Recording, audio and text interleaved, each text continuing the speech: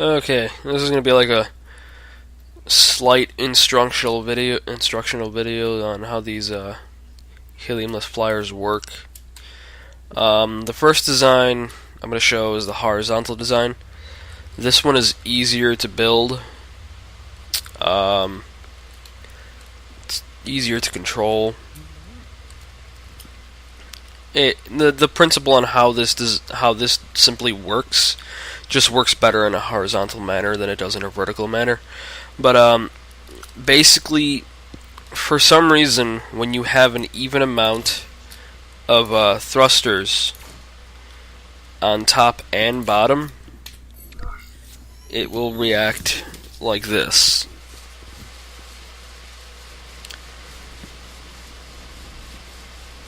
Even though the thrust is completely even on both sides, it's going to spin out like crazy. I think it may have to do with the fact that the pilot is always on top. So as far as the ship is concerned, that is all thrust that is pulling up, essentially. That's the best I can surmise why it does what it does. So always on these horizontal designs, you need to have less thrust on the bottom than you do on the top. And by bottom, I mean the side that is going to be going forward when you gain speed. So I remove these two thrusters and go back into practice. And now you'll notice that it doesn't spin around as much. And it is to the point where it can start actually moving. Now that lower thruster, the bottom of the ship, is where the whole ship will move. That is going to be your front, essentially, when you're flying. I don't know why this functions this way. Might be just something with the Unity engine, or who knows. If this is what the devs consider a glitch, that's not exactly my fault. As far as flying goes, it's very simple. You 100% you need two directional thrusters in the front and the back of the ship, or the up and down, whatever you want to consider which is what. And you need upward thrust. The downward thrust I keep there just in case. Sometimes I'm going to lower the ship a little bit because it's pulling up too much, but I rarely use it. It's not essential. You don't need it. As far as flying it, it's very possible to fly. I'm obviously doing it now. I do use it in battle. It's easier with the hover blades. That's why I do use them. That's why I'm fighting for this, because it just makes stability that much easier. But you do not need the hover blades for this to function. It definitely works without it, as you can see. Alright, well, that design is essentially, that's how it works. Now, you always, with this design, you want it to be longer rather than wider, because if it's too wide, it's just going to keep spinning. It's going to take a lot more work to even out the upward and lower thrust.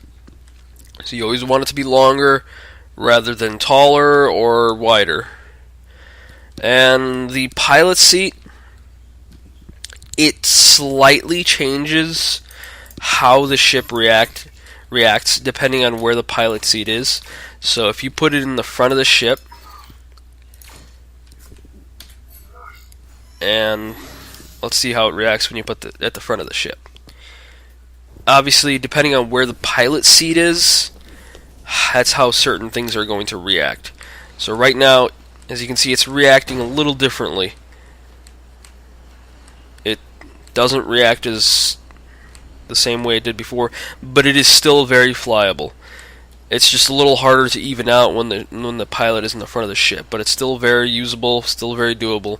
I prefer in the middle of the ship, not only for the plain fact that it's easier to use, but he's more well protected. Because generally people are either going to shoot for the back or the front of the ship when they see you. Especially skilled pilots are going to go after the front, because that's where most, if not all, flyers have their up and down thrust. And if you eliminate that, you pretty much kill the flyer, because it's going to be dead in the water. Alright, and since that design is done, let's show you the other design. This is the horizontal. And here is the vertical. As you can see, it's designed a little differently. The down is still where the ship is going to be flying. So essentially, if you're looking at the ship this way, you're looking forward.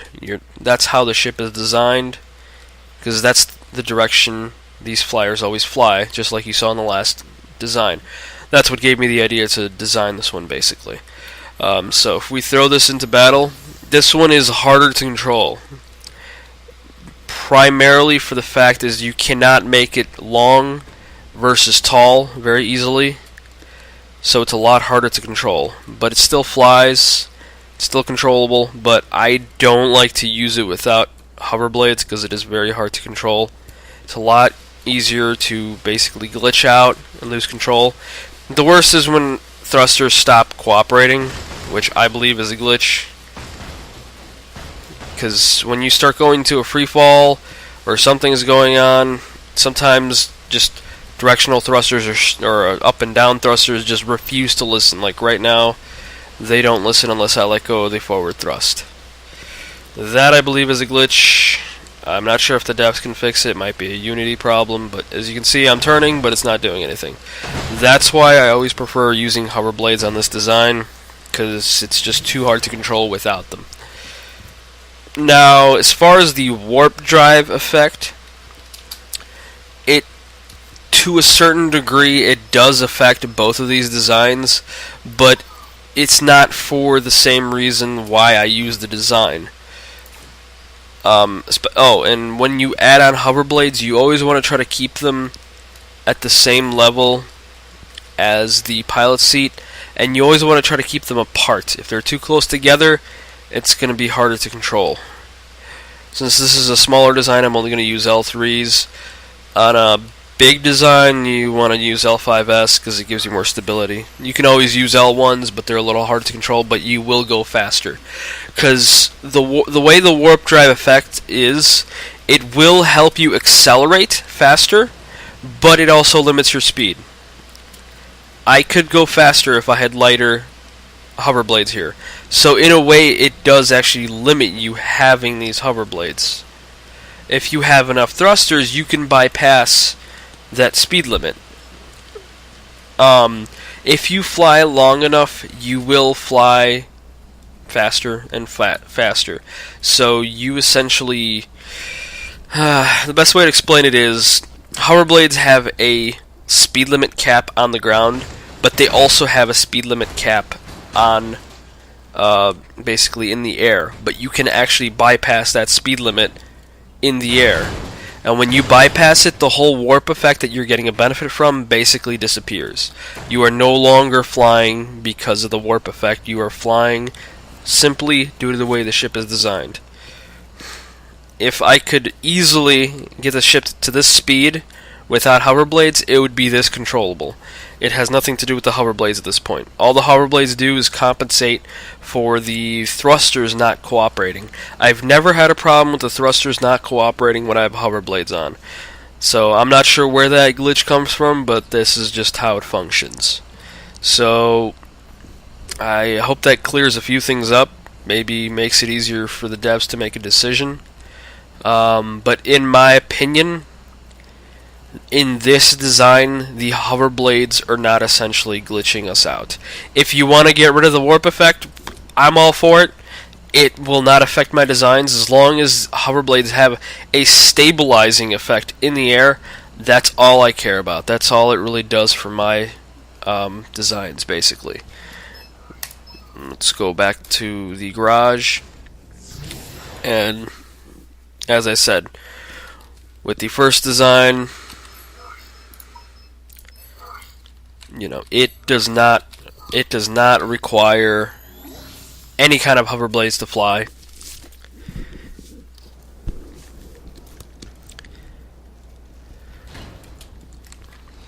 It flies without them. Now, if I had hover blades on this, it would accelerate faster. But the top speed is exactly the same, and the end effect is the same. It's just a matter of attaining that speed faster and basically much better control.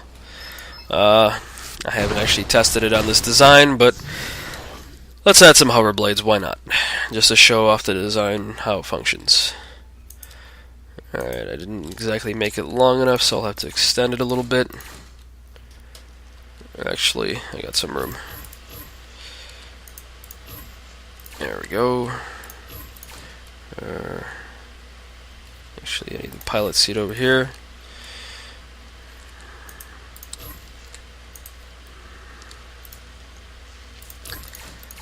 Also, this is a placement glitch. You can place a thruster in there. I'm sure you are aware of it, since a lot of the thruster glitches have been shown over the past few months.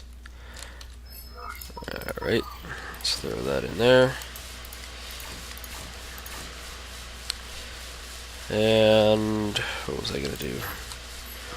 Alright, let's just get some L1s. You don't need anything higher than that for something this light. Actually, extend them out further. The more wide apart they are, the bigger the stabilizing effect. The warp drive effect does not get affected by that, because it simply, all it does is push you forward. As I've said, only to a certain degree. Once you surpass that speed, which is very, very quick actually, you surpass that speed very quickly. The whole warp drive effect does not affect you anymore. All it does is stabilize the craft. Alright.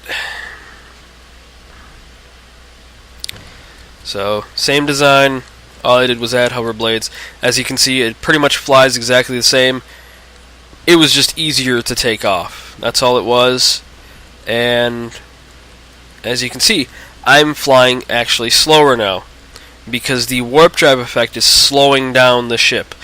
I would preferably have the warp drive effect be gone, because it actually slows down my designs, as long as the whole stabilization is still there. But as you can see, all they really do for my design is they stabilize it. Right, and at this point, I'm already faster than the hover blades. Yep, slow down past to their speed limit again. Let me get a little air so I can show the difference. Alright, once you go past a certain speed, you will notice that the ship flies a little smoother. Once it's flying smooth, that means you surpassed the warp drive effect, basically. You are faster than the warp drive, and it no longer accelerates you, it's actually trying to slow you down. That's pretty much everything I can think of to cover this. SCQ was trying to make a vertical version of this. I'm sure it's possible. I personally don't like vertical flyers, as it's a lot harder to control, since I'm pressing forward right now and I'm going forward. But more power to them. Hopefully this helps out with learning how to balance out that flyer and make it function the way it should to fly. But that's everything I have for this.